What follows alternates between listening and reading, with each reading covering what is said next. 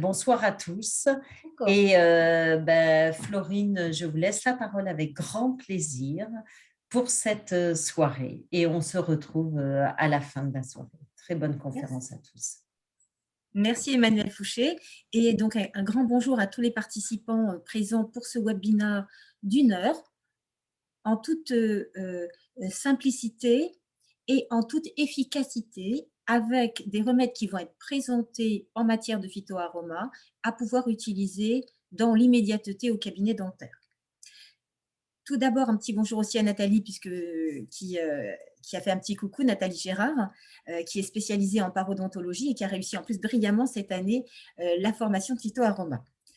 Concernant ce webinaire, alors on va faire un sujet qui est très important au cabinet, c'est on a un patient, il vient nous voir, il a une chirurgie et on voudrait qu'il récupère bien, qu'il cicatrise bien. Après notre rôle où on a fait des efforts, on a donné le meilleur de nous-mêmes au niveau de l'acte opératoire pour avoir un résultat. Alors, qu'est-ce qui peut accompagner le patient après et qu'est-ce qui peut aussi accompagner le patient avant pour qu'il se retrouve dans une situation confortable, c'est-à-dire que le patient se sente bien avant d'arriver et qu'il reparte bien après. Alors, pour commencer, je vais donc, je suis en train d'appuyer sur le bouton, hop, tout à l'heure ça avait fonctionné là, j'appuie dessus et ça reste sur la première, voilà ça y est. Donc, on chauffe le moteur. Donc là, c'était pour remercier en fait l'équipe de GACD avec Emmanuel Fouché qui est l'organisatrice de ces webinaires et qui le fait de façon excellente avec le YouTube et les replays. Je remercie bien évidemment le directeur général Laurent Chemetton qui est extrêmement dévoué à l'équipe et aux chirurgiens dentistes et également à Elodie Cameron qui fait partie aussi de l'équipe de GACD. Concernant les huiles essentielles, vous pouvez le trouver sur le catalogue de GACD, vous pouvez le trouver chez Pamalpine. Donc, en fait, on a des possibilités de qualité en huile essentielle qui peuvent être intéressantes au cabinet dentaire. Et GACD a su être dans l'actualité de l'importance de cet événement où la phytoaroma inclut nos cabinets dentaires dans l'utilisation au quotidien et avec moins d'effets secondaires, d'où l'intérêt. Alors, pour repère, vous avez aussi des livres en la matière. Vous en avez un qui a été écrit par Paul Goetz et moi-même, qui est la 2e édition. Et pour information, la 3e édition va sortir pour le congrès donc, de l'ADF. Il sera présenté bien évidemment chez GACD puisqu'ils l'ont dans leur catalogue. Et là, vous aurez une mise à jour des connaissances en phytoaroma avec des focus ciblés sur des disciplines au cabinet dentaire. Concernant voilà, les praticiens et les personnes présentes, donc je voulais tous vous saluer aussi la promotion de cette année qui est la 5e année, qui a réussi brillamment les examens écrits, et je leur souhaite de bon courage pour la soutenance du mémoire qui aura lieu le 22 octobre à Neuilly. Alors, la phytoaroma au cabinet dentaire, ça veut dire quoi? Ça veut dire qu'on peut l'utiliser par le biais de prescriptions médicamenteuses de phytoaroma. Ça peut se présenter sous forme de gélules, sous forme de sirop, sous forme de bain de bouche, sous forme de gel, donc extrêmement intéressant lors d'interventions. Ça peut aussi se présenter sous forme de baume, de gel, que l'on peut placer au niveau de la zone opérée. Et là, nous allons aujourd'hui commencer à voir 3 éléments importants pour vous donner une porte d'entrée facile pour entrer dans cet univers pharmacologique de la phytoaroma qui est en fait de la phytochimie. On va faire très vite sur l'histoire parce que je veux que vous ayez du pratico-pratique aujourd'hui. C'est quand même vous dire que Hippocrate l'avait déjà identifié, l'aliment, avait déjà identifié la plante comme étant vecteur de santé en disant l'aliment est ton premier médicament, la nature est le médecin des malades. Il avait déjà perçu qu'il y avait des éléments dans les plantes qui amenaient des bienfaits. Et c'est le fameux corpus Hippocratum. Point important, il avait fait cette démarche et donc il l'enseignait aux étudiants de son époque, 400 ans avant Jésus-Christ. 800 ans après Jésus-Christ, il y a eu des événements assez dramatiques avec la peste, avec des pertes et des épidémies, des infections importantes qui ont fait des ravages. Et Charlemagne, j'aime bien dire qu'il n'a pas inventé que l'école, a aussi fait un décret, le décret de Vilis, où il imposait la culture de plantes médicinales parce qu'il a constaté que dans les régions où ils étaient entourés de plantes aromatiques, eh bien, ils étaient mieux protégés de l'épidémie. Et il ne comprenait pas, mais il voyait concrètement un effet et il s'est dit, je ne comprends pas, je vois l'effet, je veux qu'on ait le maintien et la sécurité d'avoir la certitude d'avoir des cultures de plantes médicinales. Et c'est ainsi que pas à pas, vous voyez, je fais tout de suite la transition au XXIe siècle, eh bien, on a cultivé la compréhension des plantes et on est arrivé à une phytothérapie moderne. Ça veut dire quoi? Ça veut dire que sur le plan fondamental, on a mis en place une identification des principes actifs, des preuves scientifiques qui montrent que la plante, quand on la décortique, on la dissèque de près, on constate qu'elle a des principes actifs extrêmement puissants avec un rôle biologique, un rôle pharmacologique, une pharmacognosie, c'est-à-dire tout son cheminement d'action dès qu'elle va pénétrer dans l'organisme. Alors, c'était intéressant, bien sûr, mais on avait avec le végétal cette difficulté de conservation. Avec l'évolution des techniques, eh bien, on a rendu possible la reproductibilité, on a rendu possible la sécurité et la conservation du patient. Et en plus, cerise sur le gâteau, ça c'est extrêmement important, on a pu faire une adaptation des formes galéniques, c'est-à-dire de formes de présentation du médicament, du phytomédicament, compatibles avec la vie moderne, avec la vie actuelle. Des petites gélules, on met une petite plaquette dans sa poche, c'est quand même pratique. Un petit sirop, petite cuillère dans sa pharmacie. Forme pratique intéressante, efficacité du produit, conservation, reproductibilité du produit. Et de l'autre côté, pourquoi le choisir? Parce que, et je l'ai mis en grand sur le document, moins d'effets secondaires.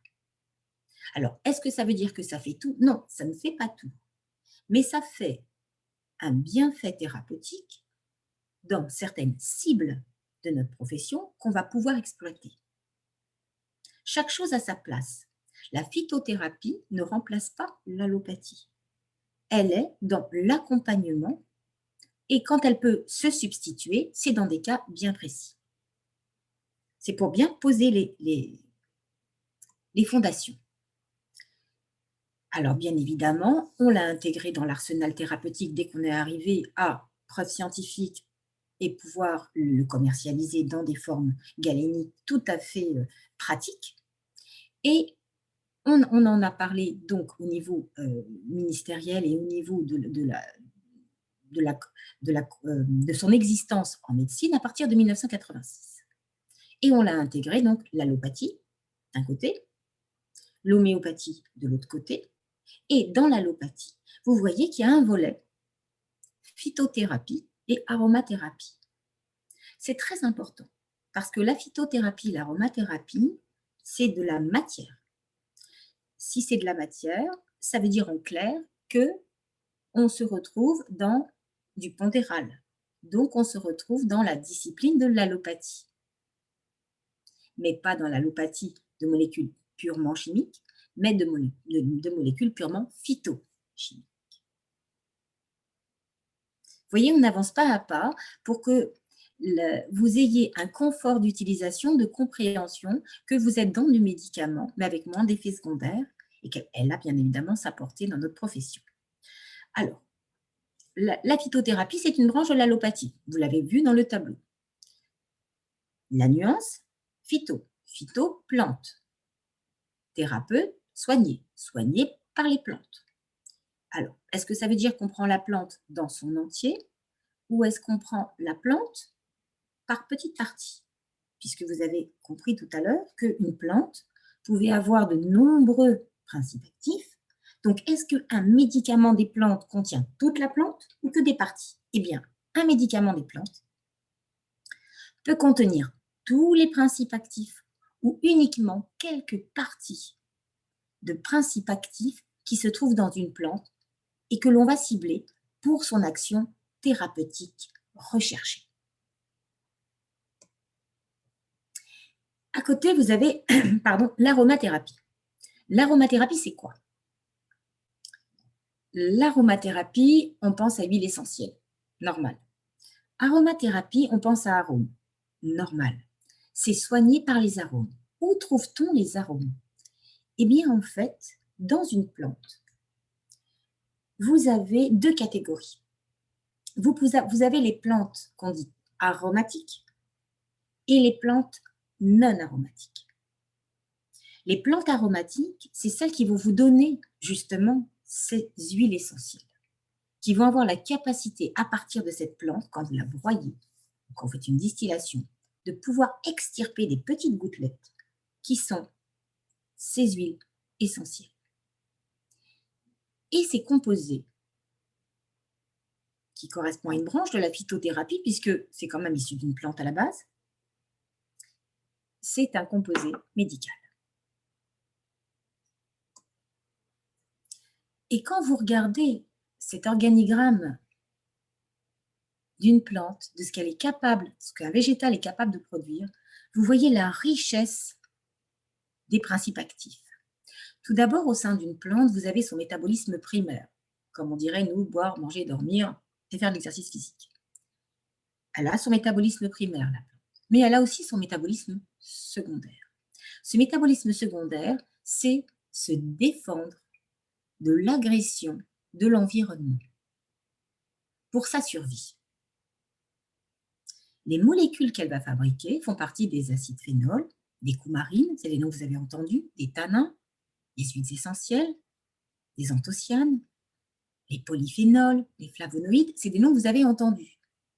Évidemment que vous les avez entendus parce que ces éléments-là, quand vous les prenez les uns indépendamment des autres, on les a identifiés et on s'est aperçu de leur rôle et de leur fonction avec des actions anti-infectieuses, anti-parasitaires, anti-inflammatoires, défense immunitaire, etc., etc.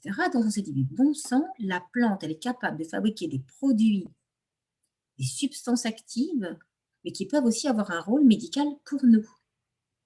Et là, on s'est dit, on va exploiter la connaissance des plantes davantage et davantage. C'est ainsi que l'ANSM a mis au point la définition du phytomédicament, qui a donc défini la plante comme étant l'ensemble des principes actifs qui fonctionnent en synergie, donc qui fonctionnent ensemble pour permettre de tempérer les effets secondaires. Et donc, c'est l'avantage de la plante, c'est ce côté moins d'effets secondaires, beaucoup de principes actifs et donc d'actions capables d'agir en synergie. Là, les bases sont lancées de l'intérêt de la phytothérapie. Alors, on a été plus loin, on a la fameuse loi maintenant, qui date de 2018, qui expose la phytothérapie, le médicament à base de plantes, comme un médicament dont la substance active est exclusivement une ou plusieurs substances végétales, ou une préparation à base de plantes, ou une association de plusieurs substances végétales. Alors, qu'est-ce qui est intéressant en résumé dans cet élément-là? C'est que dans le Code de la santé publique, qui a été modifié en 2018 par cet article L5121, on expose qu'un médicament phytothérapique, eh bien, ça peut être soit on prend le totum, soit on prend quelques substances actives. Parce que vous avez compris avec le tableau tout à l'heure de l'organigramme qu'une plante peut, à elle toute seule, fabriquer 250 substances actives, chacune avec des rôles de curseurs différents, mais quand même, ça vous donne en fait cette puissance que peut fournir la plante en agissant aussi sur la partie immunité, donc augmenter les défenses et la façon de répondre face à une attaque, à une agression. La chirurgie est quand même un traumatisme, même s'il est positif. Et comment y répondre efficacement? Alors là, on met les bases, et à partir de ces bases, on se dit, très bien, alors, maintenant, question, qu'est-ce qu'on peut utiliser? D'accord, j'ai compris, phytoaroma, c'est un médicament, c'est reconnu, on a la législation, on est même en train de voir au niveau européen pour encore plus évoluer par rapport aux principes actifs qui existent dans les plantes. Eh bien, prendre conscience que dans la phyto, dans l'aroma, comment on les obtient? Pour que vous ayez cette notion, ok, on peut les utiliser, mais comment on les obtient? C'est intéressant de le savoir simplement pour soi. C'est qu'une huile essentielle, un procédé de distillation est possible, à chaud ou à froid. Donc, que vous ayez quand même cette prise de conscience que quand quand vous avez des huiles essentielles à la main, vous allez les acheter en pharmacie, eh bien, ou du catalogue GACD qui en fournit, eh bien, vous avez un concentré énorme de principes actifs. Parce que vous avez un système de distillation qui fait que l'on va extraire la substance moelle. On ne va prendre que la partie concentrée, extrêmement concentrée, qui fait qu'en petite quantité, vous avez l'efficacité. Donc surtout ne pas en abuser. Pas parce que c'est naturel. C'est pour ça que je voulais quand même vous faire prendre conscience que c'est une forme liquide, l'aromathérapie, mais que c'est une forme extrêmement concentrée. Alors, au départ, on voulait appeler l'huile essentielle de l'essence, mais après on a pensé que l'essence pouvait faire penser à l'essence de voiture, c'est l'essence de végétal. Donc on a changé de nom et on a mis ce nom huile essentielle. C'est juste comme ça pour la connaissance un petit peu de la sémantique de ce mot. Donc c'est un composé, alors ça sent bon si on aime l'odeur, c'est la senteur développée par cette huile essentielle, mais c'est un composé avec un arôme. C'est un composé aussi qui est volatile, c'est-à-dire que votre flacon, pour l'assistante dentaire, très important de bien le conserver, pour le praticien aussi, de telle façon à ce qu'on n'ait pas une perte des principes actifs puisque c'est volatile. Et c'est extrait des plantes. Ce concentré de substance, comme on a le mot huile essentielle, ça peut être un peu trompeur. Une huile essentielle n'est pas du tout une huile lipidique, ce n'est pas un corps gras. C'est un corps végétal qui est soluble dans l'alcool, c'est-à-dire qu'on peut le mélanger à l'alcool, il va bien se mélanger, bien se diluer, s'harmoniser au sein de l'alcool, mais aussi dans de l'huile. Quand vous mettez une huile essentielle dans de l'huile et que vous mélangez, vous avez un bon tapis d'huile essentielle au sein de l'huile végétale, et vous pouvez le mettre dans de la cire. Vous pouvez le mettre dans de l'eau, mais dans de l'eau, c'est très, très, très peu soluble. Donc, vous aurez tendance à l'avoir surtout en surface. Mais ça peut avoir son intérêt en dentaire. Et l'huile végétale, la différence, HV, HE, HE, huile essentielle, HV, c'est un corps gras. Un corps gras, vous pouvez avoir une huile végétale, par exemple, de pépins de raisin. L'avantage du pépin de raisin, c'est que c'est une huile végétale qui a un côté astringent, donc un côté anti-hémorragique. Donc, quand une personne vous dit, moi, est-ce que ce serait intéressant de faire un bain d'huile végétale, un gargarisme avec une huile végétale de pépins de raisin après une intervention parce que j'ai tendance à saigner?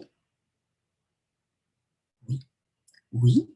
Le patient peut le faire sur une dizaine de jours après une intervention s'il sait qu'il a un terrain plutôt à saigner, quelqu'un qui est sous anticoagulants, parce qu'une huile végétale a aussi des propriétés de phytothérapie.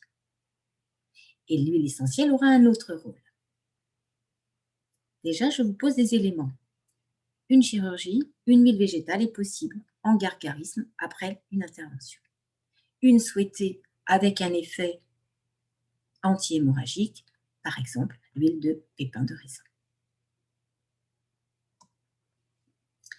Point intéressant, on ouvre la voie de OK, j'ai des principes actifs, un mode d'emploi pour l'utilisation dans la chirurgie. On va commencer par apaiser le stress avant une chirurgie.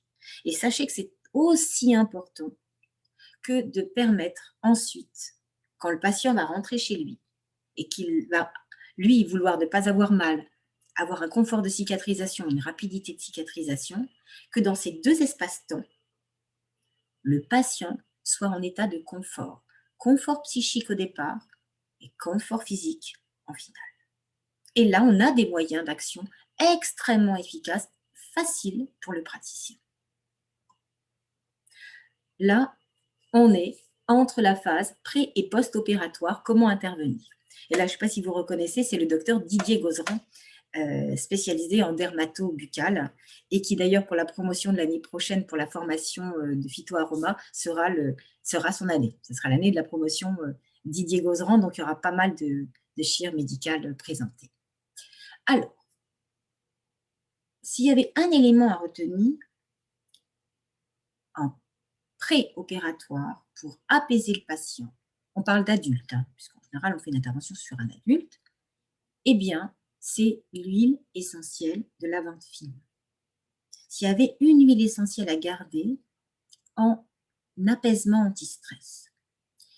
Alors, bien évidemment, on peut très bien garder en allopathie ce que l'on connaît, comme l'atarax par exemple, l'hydroxyzine, dichlorhydrate. C'est tout à fait faisable. Mais là, on se dit, y a-t-il une parade en phytoaroma plus light, moins d'effets secondaires, une approche plus en accord avec la santé naturelle, c'est-à-dire le côté que trouver la santé ou la réponse à un problème qu'on voudrait traiter par les plantes, vous avez de l'huile essentielle de lavande fine.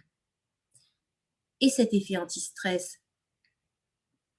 quel est l'avantage? Premier, le confort psychique.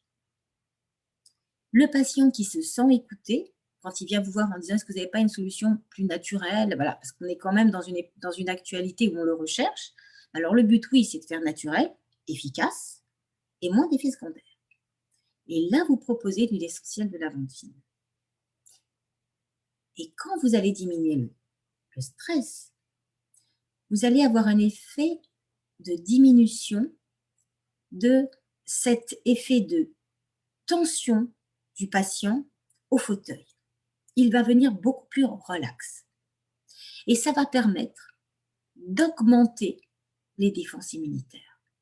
Diminuer le stress, c'est augmenter les défenses immunitaires. Puisque nous savons même en parodontologie que le stress, effectivement, va favoriser la maladie parodontale. Ça, c'est connu, ça a été reconnu. Eh bien oui, stress, chute des défenses immunitaires. No stress, ça permet de maintenir les défenses immunitaires, voire de permettre leur bon fonctionnement.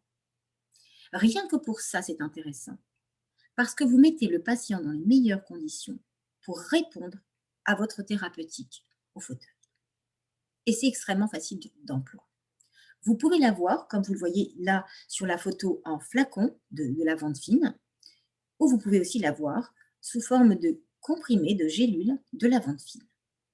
Alors le côté huile essentielle, c'est le côté vraiment senteur très agréable, peut-être qui apporte aussi un côté physique de ressenti, qui rajoute une valeur ajoutée à cet apaisement, surtout que c'est un corps volatile et que par inhalation, il va avoir un deuxième effet au niveau du cerveau, au niveau de son passage facilité.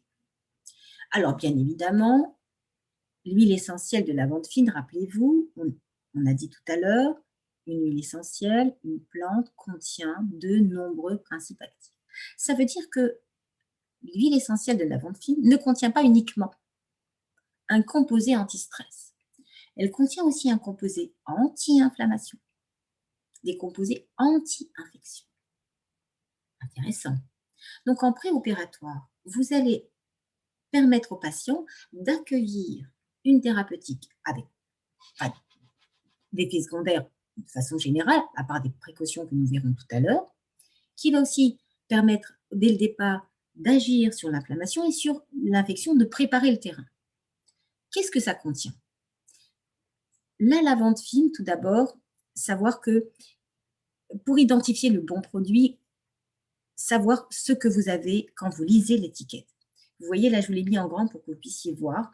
C'est lavandula que vous lisez sur l'étiquette, angustifolia. On utilise les sommités fleuries, donc les fleurs, et à partir de là, on en extirpe ces gouttes d'huile essentielle de la famille de la lavandula angustifolia. À l'intérieur, regardez les nombres de principes actifs que vous pouvez trouver. Des esters, des monoterpénols, des monoterpènes, etc., etc. Et chacun de ces composés ont un rôle.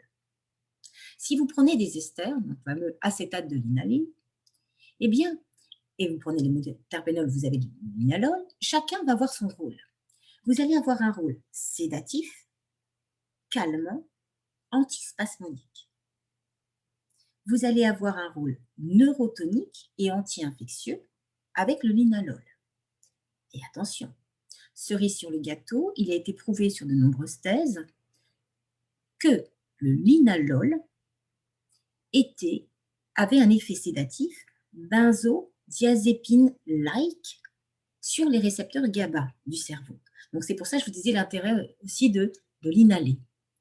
Donc vous vous rendez bien compte de la puissance d'action du linalol qui se trouve dans, bien évidemment, cette huile essentielle à linalol avec un rôle en plus neurotonique. Ça veut dire quoi? Ça veut dire que le patient, quand vous allez le recevoir, il va se retrouver calme, il ne va pas être amené à faire des mouvements brusques, il va rester posé, serein, vous pourrez vous faire l'intervention sans craindre, même si l'on reste vigilant, un mouvement, on va dire, violent d'un seul coup du patient, parce qu'il va être en neurotonicité et calme. En plus de ça, le linalol, cette substance a aussi un rôle anti-infectieux. On a des monoterpènes qui ont en plus un rôle antiseptique atmosphérique.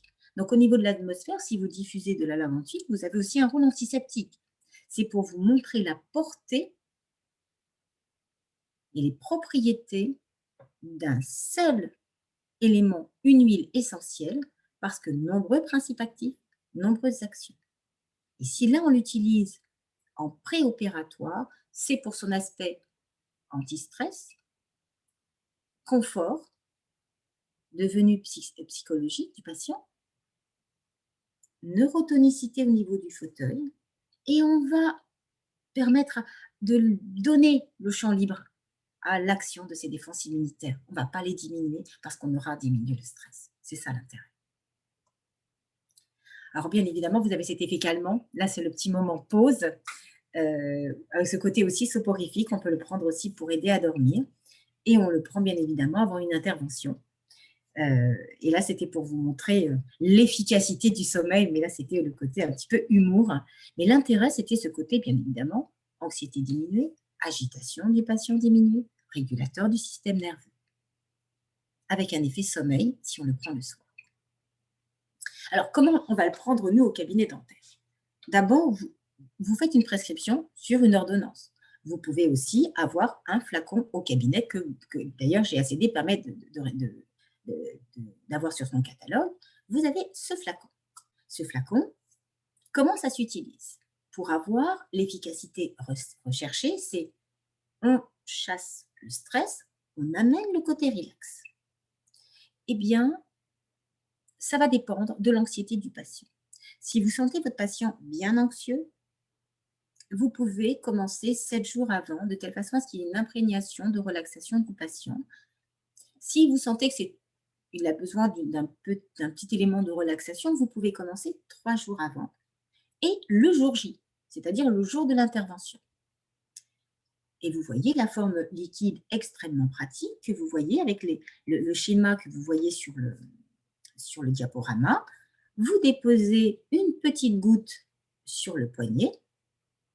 Vous faites un élément de friction pour bien imprégner au niveau cutané.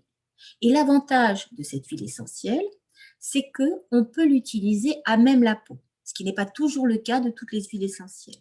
Certaines peuvent avoir un effet, on va dire, caustique et ont besoin d'être accompagnées d'une huile végétale. Là, l'huile essentielle de lavande fine, c'était ça en plus le côté praticité, vous pouvez le mettre directement sur le poignet. Cette friction va permettre un passage dans la circulation sanguine. Et l'intérêt va être aussi de l'inhaler, de le respirer environ 1 minute. Et 1 minute, je peux vous dire, c'est long. Vous demandez au patient qui attend dans la salle d'attente de commencer à ce moment-là aussi, donc l'assistante peut le signaler, de respirer pendant 1 minute l'huile essentielle de lavande fine pour le mettre dans des conditions de relaxation, mais que vous avez bien évidemment sur l'ordonnance, commencé 3 jours avant et à 7 jours avant. Alors, vous avez des flacons de 10 ml et ça s'utilise sur le poignet directement, mais aussi, on peut, dans sa tisane tiède, on peut aussi sur une cuillère à café de miel. C'est doux au palais, c'est vraiment bien évidemment une saveur agréable, et puis c'est confortable parce que le miel va servir de liant au niveau de l'absorption. Mais n'oubliez pas de vous brosser les dents, bien évidemment après. Voilà, c'est quand même... on fait les choses bien sur le plan relaxation, mais pensez bien évidemment à son hygiène bucco-dentaire. Et là, le point clé de cette utilisation, c'est la régularité. Le patient a bien pris 3 jours avant, a bien pris le jour J, ou a bien pris 7 jours avant et le jour J. Et là, vous me direz, oui, ok, d'accord, j'ai la fréquence de temps, je sais quand je commence, je sais quand j'arrête, je sais ce que je prends, lavande fine. Mais maintenant, la question, c'est quelle durée, quelle quantité? La quantité, c'est environ 2 gouttes, 3 fois par jour. Si vous prenez uniquement 2 gouttes dans la journée, vous aurez un effet bien-être. Vous voyez? Là, si vous prenez 2 gouttes, c'est bien-être. Si vous prenez de temps en temps le soir, c'est relaxation. Mais dans cet esprit de bien-être, pas dans l'esprit médicamenteux. Pour obtenir la cible d'une action médicamenteuse, il est important d'avoir une certaine quantité. C'est comme quand vous prenez un antibiotique, vous avez des quantités d'efficacité. Là, la quantité, c'est 2 gouttes, matin, midi et soir, 3 jours avant, 7 jours avant et le jour J, en fonction d'un stress léger ou d'un stress important, ou en fonction aussi d'une intervention un peu plus lourde, avec greffon osseux, qui peut durer longtemps. On peut se dire, je vais commencer 7 jours avant, mais avec cette quantité-là. Les précautions et les limites, c'est un point extrêmement fort de compréhension d'utilisation. On dit, OK, c'est pas compliqué, on pense à 2 gouttes 3 fois par jour, 3 7 jours avant, on le frictionne, on le respire, c'est agréable. Dans sa petite tisane, sur une cuillère à café de miel, parfait. Malgré tout, sachez qu'on l'évite chez les enfants de moins de 7 ans et qu'on l'évite avant le 4e mois. Ça veut dire quoi en clair? Ça veut dire que lorsque vous faites votre questionnaire médical, votre anamnèse, prendre l'habitude d'avoir une ligne où on demande au patient ce qu'il prend, mais aussi en phytothérapie, aussi en aromathérapie. Parce que le patient n'aura pas tendance à vous le dire et ça peut avoir un impact important au niveau des interactions avec l'allopathie. Donc là, on ne va pas trop parler de ce sujet-là, mais effectivement, il y a des interactions. Mais là, ça va être surtout pour cibler si est-ce que l'on peut l'utiliser sur cette personne-là ou est-ce qu'on ne peut pas l'utiliser? Eh bien, si la personne vous dit qu'elle est enceinte de moins de 4 mois, vous l'évitez. Vous prendrez d'autres moyens que l'huile essentielle de lavande fine. Pour les enfants de moins de 7 ans, c'est pareil. C'est pour vous montrer les limites d'une huile essentielle qui a d'énormes qualités, mais qui, lorsqu'on cible ces limites, eh bien là, on se dit non. C'est ce qui est important. C'est comme quand vous avez un antibiotique, pénicilline, la personne est allergique, vous dites non. Et vous choisissez un autre. Voilà. Et c'est pour vous faire prendre et percevoir, prendre en main la phytoaromathérapie de façon simple. Vous avez un flacon au cabinet, vous commencez à vous familiariser vous-même, vous le testez, et vous savez la quantité à donner pour avoir l'efficacité. Bien évidemment, dans les précautions, ne jamais l'utiliser pure par la bouche, mais au niveau cutané, l'huile essentielle de lavande fine, vous pouvez. De toujours respecter les doses journalières, c'est-à-dire 6 gouttes, ce n'est pas 12 gouttes. Les durées, 3-7 jours, ce n'est pas un mois. Et donc les conseils du praticien. C'est pour ça que vous l'écrivez sur une ordonnance.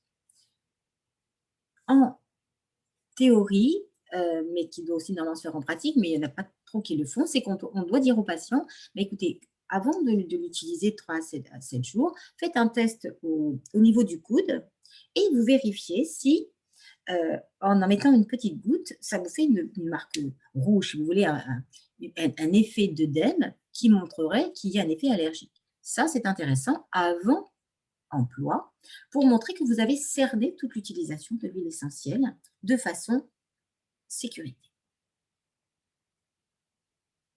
Donc, dans ce pôle préopératoire, vous savez que l'intérêt, c'est no stress, augmenter l'immunité. Et cet effet-là est extrêmement intéressant parce que si vous augmentez l'immunité, ça va avoir un impact sur le post-opératoire pour la réponse à la cicatrisation.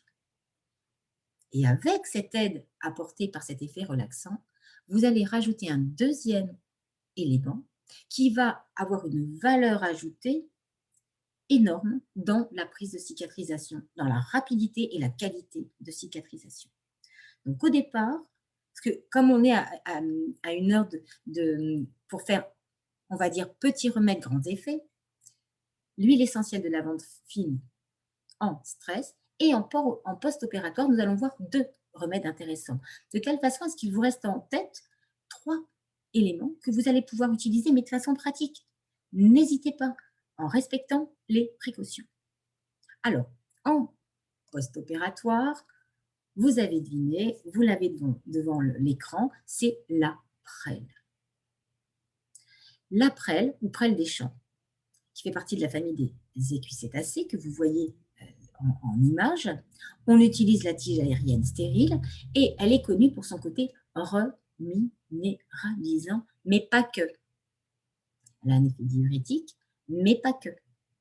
Et elle a un intérêt extrêmement ciblé en post-opératoire dans notre profession.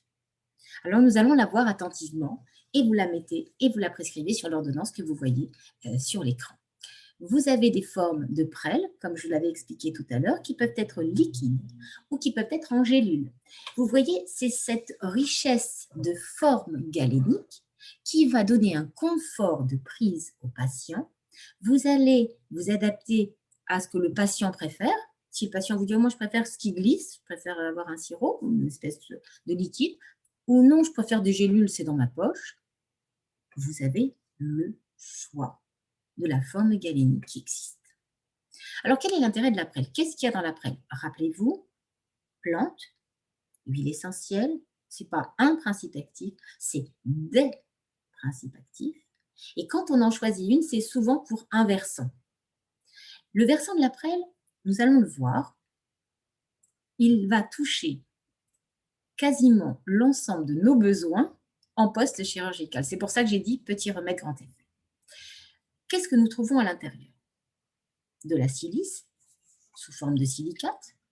Nous trouvons des chlorures de sulfate de potassium, des sels de potassium, des carbonates de calcium, du phosphore, du fer, du magnésium, du sodium, on trouve du soufre, des flavonoïdes, mais c'est extrêmement riche, vous voyez, en éléments nourriciers de l'os. Calcium, phosphore, fer dans toutes les réactions enzymatiques. Vous avez aussi de l'acide ascorbique, la vitamine C qu'on connaît anti-infectieux, qu'on sait qu'elle participe à de nombreuses fonctions métaboliques, alcaloïdes, acide phénol. Donc, vous avez une grande richesse. Cette grande richesse, ça fait quoi? Eh bien, ça vous fait une réparation tissulaire. Les éléments constitutifs de la prêle apportent une action trophique, conjonctive et ostéo-articulaire. Donc, vous allez nourrir pas uniquement l'os, mais aussi le tissu conjonctif, le tissu de surface. Quand vous avez les gencives qui se rapprochent, vous allez avoir une action rapide dès cette étape-là. Par les sels de calcium et surtout par la silice, avec une action sur le fibroblast qui a été montrée par de nombreuses études et que je vous ai montré, et en bas je vous en ai montré deux pertinentes, parce que l'une montrait les balbutiements dans les années 2008 et l'autre ensuite dans les années 2015. On a en plus une action astringente, cicatrisante, hémostatique. C'est quand même ce que l'on recherche après. C'est que le patient ne saigne pas, cicatrise bien, et puis que les tissus se réparent vite. Et là, vous nourrissez le fibroblast, la cellule réparatrice du tissu conjonctif. Vous avez aussi une action diurétique qui peut être aussi intéressante par les flavonoïdes qu'elle contient, parce que ça vous fait aussi un effet de drainer les médicaments antibiotiques qui accompagnent la prêle que vous donnez. Vous avez aussi une action anti-inflammatoire et antalgique. Donc imaginez, vous allez avoir un effet antidouleur, anti-inflammatoire qui accompagne les suites opératoires. Mais le patient, lui, il va se sentir mieux plus vite. Et quand vous aurez à lui proposer une autre intervention, il va vous dire peace and love. Il ne va pas se dire, oh là là, j'attends un peu, là j'ai eu vraiment très mal à celle-ci, j'ai vraiment besoin de souffler. Non, là, il ne va pas vous répondre ça parce que vous lui aurez donné les moyens de répondre plus facilement grâce à cet élément nourricier qu'est la prêle, avec ses actions pharmacologiques. Et l'éthanol et saponosique qui est effectivement une action anti-inflammatoire et antalgique. Et vous avez aussi, bien évidemment, l'action sur la minéralisation osseuse. Donc, vous avez l'action en post-opératoire quand vous faites des extractions, des traitements de parodontologie, des traitements de greffons osseux, des traitements aussi de chirurgie implantaire. Vous vous rendez compte de la portée phénoménale de la prêle qui va favoriser la fixation du calcium sur l'os. Et c'est ce qu'on recherche en post-opératoire au niveau osseux. On a une formation reminéralisante parce que c'est une plante qui favorise la croissance osseuse, la croissance du tissu conjonctif et rapidement.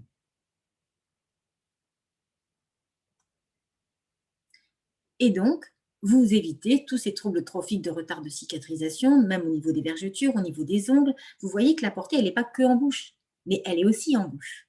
D'où une indication complètement adaptée à nos besoins. Alors, bien évidemment, ne jamais oublier le versus précaution. Le versus précaution pour la prêle, attention, je vous l'ai mis en rouge, je vous l'ai dit, c'est une plante de croissance.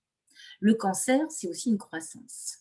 Donc, il est hors de question, si un patient est en traitement de cancer ou même en phase de poste, d'utiliser la prêle. Même si ça vous donne une valeur ajoutée dans la cicatrisation, dans ce contexte-là, elle est contre-indiquée. C'est formelle.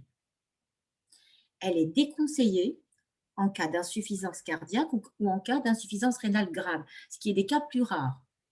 On est moins concerné. Le cancer, ça, il faut le savoir. Également, elle peut interagir avec certains médicaments du rythme cardiaque, notamment les digitaliques, comme la digoxine, et les médicaments qu'on utilise comme le lithium dans les troubles bipolaires. On a vu qu'effectivement, il y avait des interactions possibles. Donc, faire attention dans l'utilisation de la prêle dans ce cadre-là. Or, ce cadre-là, eh bien, vous avez un boulevard d'intérêt avec la prêle. Et évidemment, l'Agence européenne du médicament l'a identifié, ses bénéfices, en parlant de son intérêt reminéralisant, osseux, antidouleur, cicatrisation plus rapide. C'est complété par la commission du ministère de la Santé allemand qui précise que ça permet la prise en charge des œdèmes dus à un traumatisme post-choc et post-chirurgical. Ça a été constaté, identifié et notifié. Donc, vous vous apercevez que le patient va se retrouver cicatrisé plus rapidement, moins mal, moins d'inflammation, moins d'œdème, tissu conjonctif qui se répare plus vite, tissu osseux qui est aidé dans sa formation. Là, vous comprenez la portée de petits remèdes grand effet. Et donc, à cette heure-là du soir, où je vous remercie toutes et tous d'être présents, et à ceux qui le regarderont en replay, c'est de cibler l'intérêt essentiel d'un remède et sa portée. Alors maintenant, c'est comme tout à l'heure, comment l'utiliser?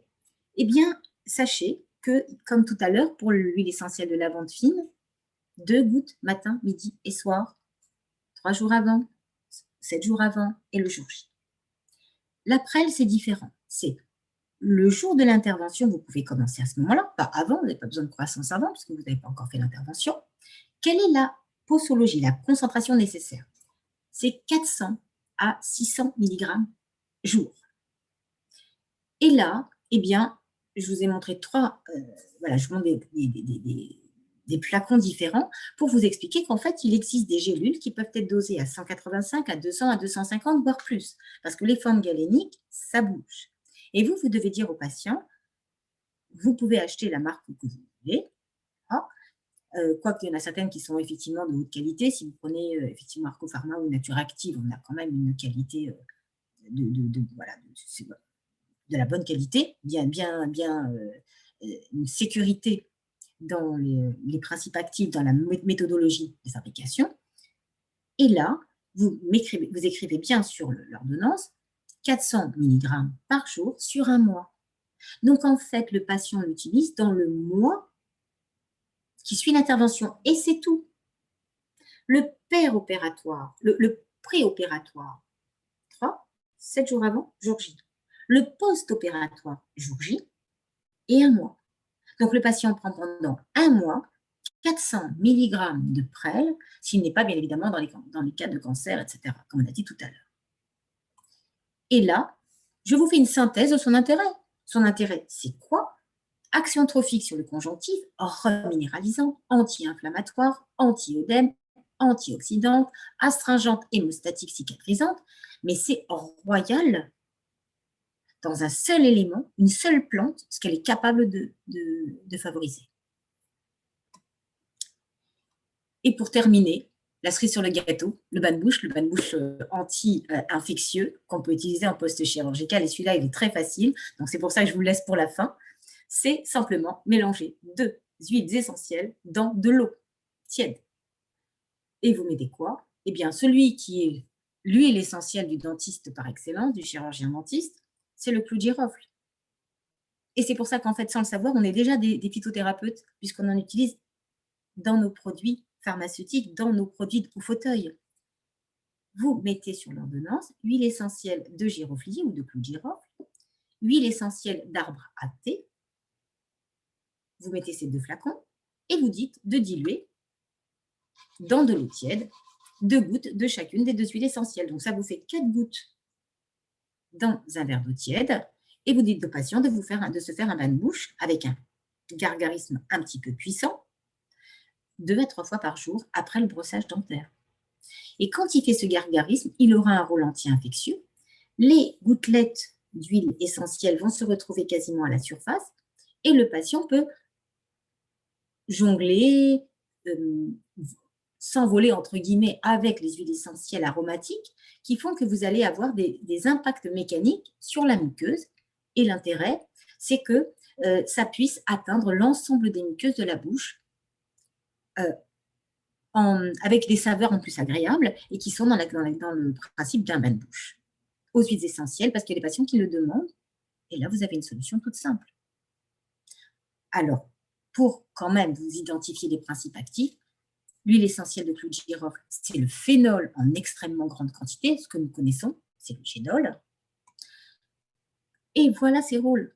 anti-infectieuse, stimulant général, cautérisant pulpaire, stimulant immunitaire, anesthésiant, antiseptique, antiviral, antifongique, antibactérien puissant à large spectre. Donc, vous imaginez la puissance anti-infectieuse et c'est ce que l'on recherche après une intervention, notamment si vous avez un patient qui est diabétique, qui a une tendance à l'infection, et bien avec ces huiles essentielles dans un bain de bouche, et bien vous allez favoriser un contexte de protection anti-infectieuse. L'arbre à thé aussi contient des monoterpènes et des monoterpénols avec ce rôle aussi antibactérien majeur à large spectre, antiviral puissant, antiparasitaire et antifongique, immunostimulant puissant. Vous imaginez là que vous avez 2 huiles essentielles qui ont leur place au cabinet dentaire, la place également auprès du patient que vous pouvez conseiller en bain de bouche anti-infectieux. Alors, pour faire un simple et rapide, vous diminuez le stress, vous augmentez l'immunité. Et quand vous voulez ensuite, en phase post-opératoire, diminuer l'infection, vous avez ce bain de bouche avec ces 2 huiles essentielles, clou de girofle que l'on connaît et l'arbre à thé que vous complétez. 2 gouttes de chacune de ces huiles essentielles dans de l'eau, gargarisme dans de l'eau tiède 3 fois par jour. Et pour augmenter la cicatrisation, la prêle. Lavande fine, bain de bouche avec 2 huiles essentielles, infection, cicatrisation, la prêle. Et c'est là que, voilà, pour clôturer en beauté, c'est vous dire que pour avoir une formation plus complète, donc on aura des webinaires avec GACD, qui est partenaire aussi de la formation, et bien en 1 an, vous avez un bagage extrêmement pratique, mais aussi scientifique, et dans l'ensemble de nos disciplines de la profession dentaire, en 1 an. Ça commencera le 27 janvier pour tous ceux qui voudraient s'inscrire, avec la promotion Didier Gauzeran cette année. Et vous avez le bel pour avoir plus d'informations et pouvoir vous inscrire. Et là, vous avez environ une douzaine d'enseignants. Alors, ce qui va être intéressant, c'est que le 22 octobre jusqu'au dimanche 24 octobre, on aura des séances de soutenance de mémoire. Donc, bon courage à ceux qui vont soutenir le 22. Et le dimanche 24 octobre, avec la journée botanique, on va être sur le terrain avec les plantes et avec des TP où on va réaliser soi-même ces préparations pour prendre conscience. Alors, ça n'empêche pas que dehors, on pourrait éventuellement retirer ses masques, mais pas toujours. À l'intérieur, on a les masques et ça permet de pouvoir, ensemble, de plus en plus, de pouvoir intégrer les plantes et les huiles essentielles dans notre exercice. Et ça, c'est précieux. Et vous voyez sur la photo de gauche, vous voyez un TP qu'on avait fait avec GACD, avec bien évidemment tout le monde en tenue de cosmonaute, et vous pratiquez avec votre paillasse, vous-même, les principes actifs. D'ailleurs, on va le renouveler pour l'année prochaine. Ça, c'est des moments précieux où on avait des assistants dentaires, on avait aussi des dentistes qui se mettaient à découvrir le plaisir d'utiliser les plantes et les huiles essentielles dans un intérêt thérapeutique. Voilà. Merci de votre attention. Donc, est-ce que j'ai tenu les temps? Allez, Florine, je crois que pour les temps, c'est impeccable hein, quand même. Il est 20h56, donc c'est très, très bien. Alors, on a quelques questions. J'ai vu ça. Alors, je reprends, j'essaye de reprendre. Alors, voilà. Le lavandin, on a une question sur le lavandin. Oui. Quelle est la différence avec le lavandin? Alors, le lavandin, on retrouve dans le lavandin des principes actifs qu'on a dans la lavande. Donc, effectivement, on a certains principes actifs qui sont équivalents. La différence, c'est que c'est la concentration des principes actifs. Ah, j'éteins le téléphone.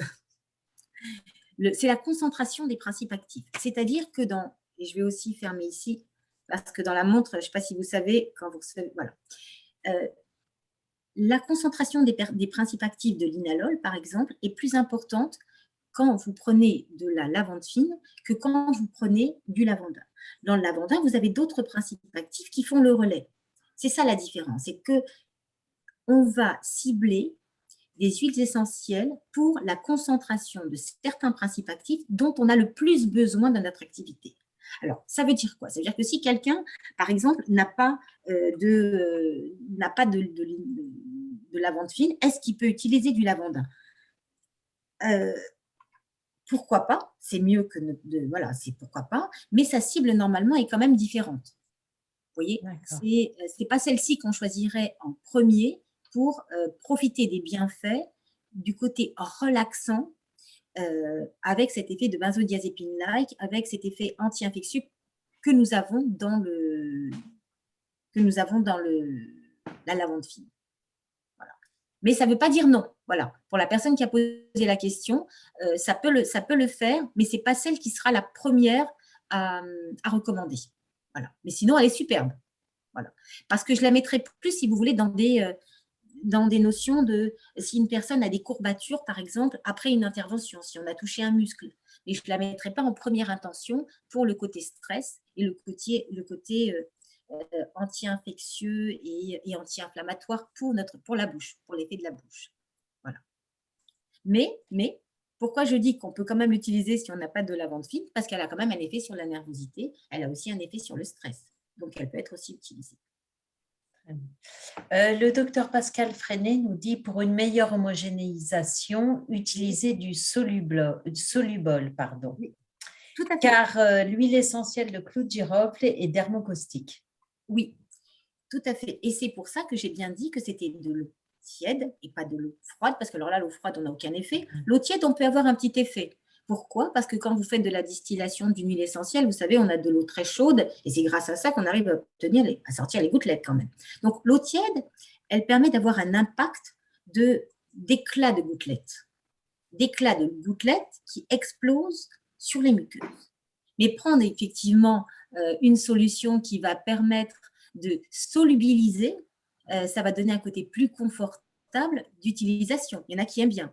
Il y en a qui aiment bien avoir ce contact plus tonique avec l'eau tiède, qui a cet avantage, mais qui aussi, pour avoir cet effet de diffusion majoré, là, effectivement, le solubol est intéressant. Là, c'est clair. Là, je dis oui. Je dis que oui, c'est possible. Tout à fait. Et on peut même faire encore différent. On peut prendre même une huile végétale, comme par exemple, si la personne est sous anticoagulant, vous lui mettez une huile végétale de pépins de raisin et vous mettez les 2 huiles essentielles.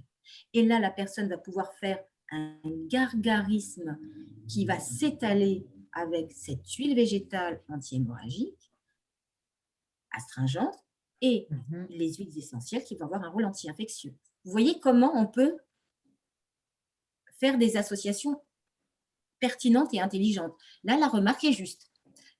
Très bien, bravo. Le docteur Nguyen nous dit, est-ce que vous préconisez de la prêle après les séances de débridement parodontal? Oui, ça peut être aussi très, très intéressant. Très bien, vous voyez?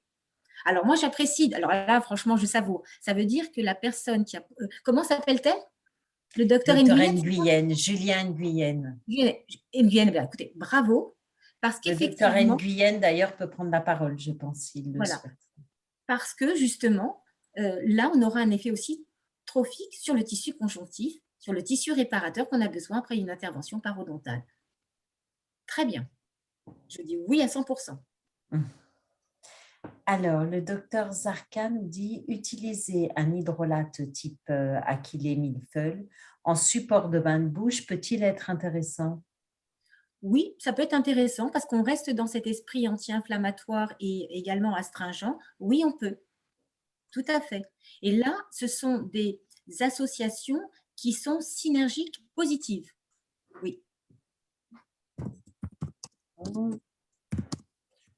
Ah, moi, je vais mettre de bonnes notes là.